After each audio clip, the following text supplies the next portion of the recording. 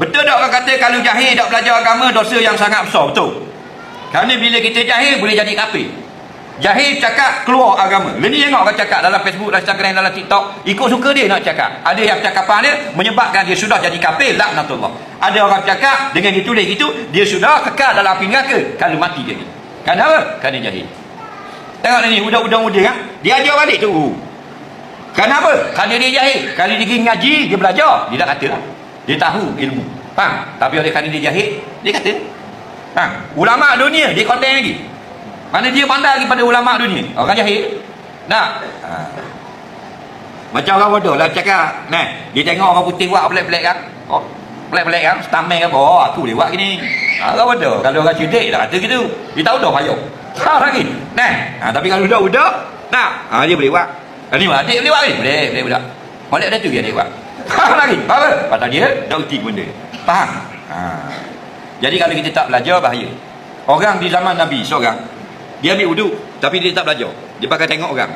Bila dia ambil wuduk, dia time basuh kaki, dia basuh depannya. Belakang tu ni tak kena. Faham? Gigi depan.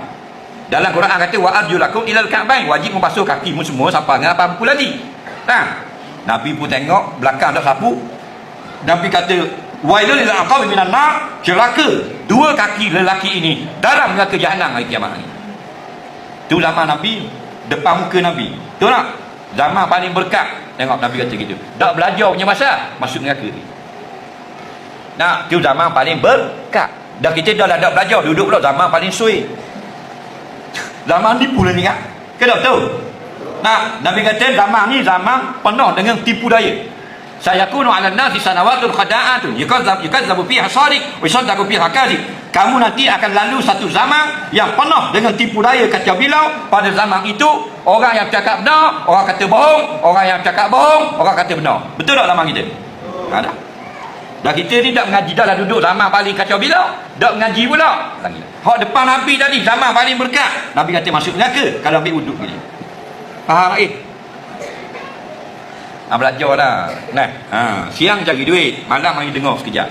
Faham? Nah, tak ada rugi apa pun.